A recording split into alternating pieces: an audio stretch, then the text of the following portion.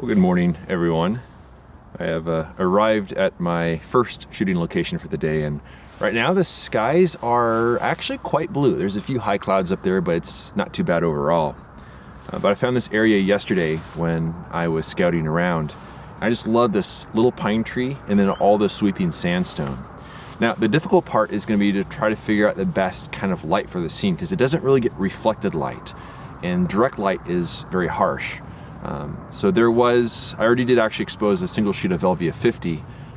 There was a high cloud up over there, putting a little bit of a kind of a soft backlighting on the scene. So I did expose a sheet of Velvia 50 for that.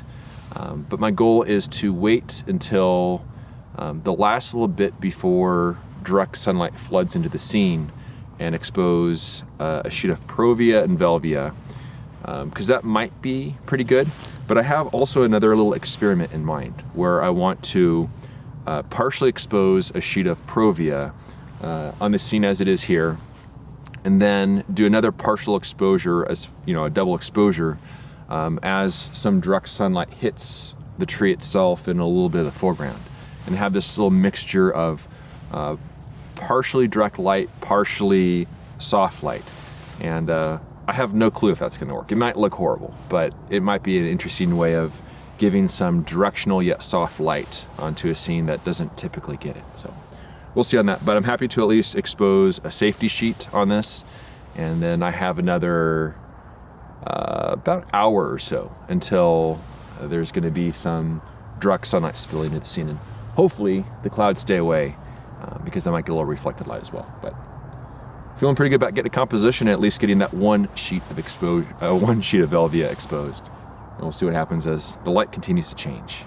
Well, that was certainly a very interesting experience and not quite what I was anticipating. I did expose 2 sheets of Velvia 50 in the very soft, subdued light, and then I exposed a sheet of Provia 100F. And I did a partial exposure of a sheet of Provia 100F. It was a half stop underexposed, just in this sort of soft light here. And I was anticipating the moment when the sun would peek from behind the large sandstone formation there and put some direct backlighting onto the scene here with the little tree. But what's happening is that the sun, the curved path of the sun, is perfectly ducking behind the formation there. So I checked photo pills again, and it looks like, even though where I was standing there, yeah, it's in sunlight, but the tree's not gonna get sun for another hour or so. So I did abandon that plan just because I don't want to be here for another hour. The skies are quite blue right now, just a couple little clouds up there, and I can make use of this, of these excellent conditions to perhaps shoot another scene a little further up the hill. So I'm gonna get my camera packed up and head over there and see if I can get a composition on that scene. But in any case, it feels great to get a composition on the scene, expose a little film on the scene, and maybe I'll come back in about an hour or so and see how the little tree's doing, and if it is something I think will work, I can always come back and do that another time. But it feels great to expose some film. It's great to have blue skies, and we'll see if I can get a composition on that other scene. So I packed up all my camera gear and moved not too far away. And this is an area where I was yesterday morning. And I set up 2 compositions over here of the various trees behind me. One of them is a vertical of these 3 trees, which honestly I think is going to be a very awkward and chaotic composition, but I mostly just wanted to see it on film. And I had to really rush on that one because there was some direct sunlight there that was creeping into the composition.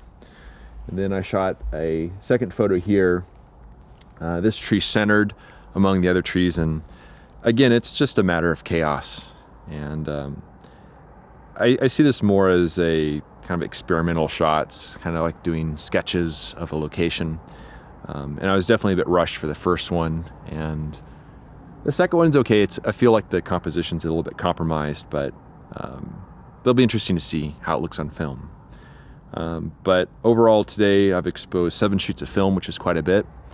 And I think I'm gonna have to go back to my truck and grab some lunch, load some film. And the skies are still very blue, which means there's a very good chance of reflected light through perhaps even the early afternoon. So after getting my film loaded, I think I'm just going to go out scouting with my big pack, because if I see something, then I'd be able to shoot it, because conditions like this may not be quite as present in the next several days or so, because there's going to be a lot of clouds that are going to roll in. But I feel pretty good about exposing some film. Back to the truck, get some lunch, load some film, and we'll see what we can find in the afternoon.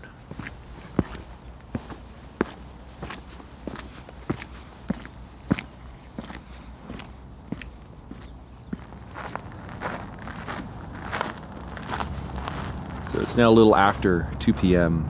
Went back to my truck and loaded some film, so that's all ready to go if I find some more subjects. And the skies are blue out to the east, and then kind of milky and cloudy out to the west. And so it's very beautiful out here right now. It's actually quite warm. Reflected light doesn't work so well when there's some clouds in the sky.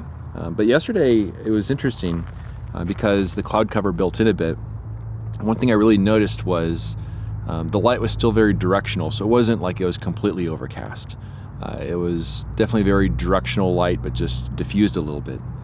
And it was absolutely beautiful for backlit trees. And so in the coming days, as we get a little bit more clouds that roll in, or even in the conditions more toward the later afternoon today, I'm going to keep an eye out for scenes with softly backlit trees and see if I can find some compositions for that. And the beauty of that is I work primarily with slide film, which has a very limited dynamic range. So typically scenes like that are very contrasty and it just doesn't really look great on film. But once you diffuse that light a little bit and have it just softly backlit, it's really beautiful, and I think it's something the film can handle very, very well. So I may be shifting my approach from reflected light to diffused backlit scenes in the coming days. The other thing I want to talk about was just the progress of the trip so far. So this is my 5th day on the trip. And yesterday on day 4, I noticed a little bit of a change in my approach. So even though I try to go into these trips with very few expectations, you're always going to have some degree of expectations in going in on a trip, and there's that pressure of getting that first photo.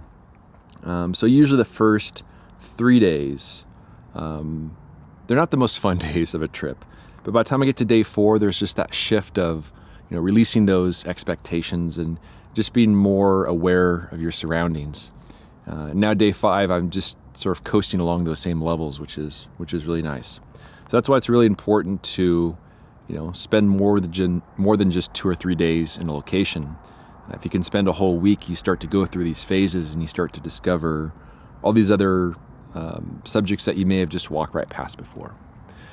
But it's an absolutely beautiful afternoon here. I'm just gonna relax a little bit more in the shade of these beautiful ponderosa trees that smell like vanilla, and then do a little more wandering and see what else I could find.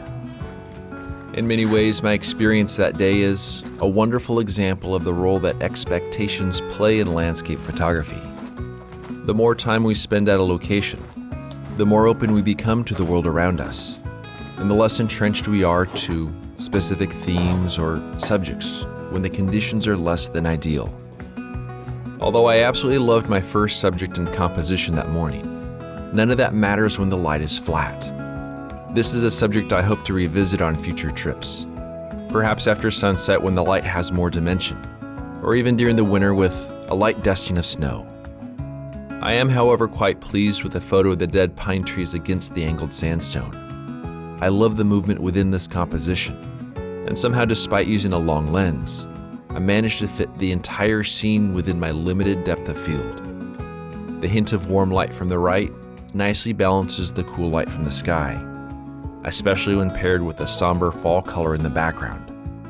This was a rather unexpected subject to find in Zion, and it's no surprise I found it on my 5th day.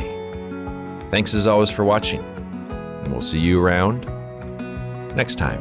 If you enjoy this ad-free and clickbait-free content and want to help me live my dream, a voluntary contribution of just $24 a year helps keep my gas tank full and my film freezer stocked. For more information on how to support me and my work, please visit the donation section of my website at benhorn.com/donate. I also have prints in my portfolio box set available on my website. You can find a direct link down below in the show notes. Thanks in advance for your support.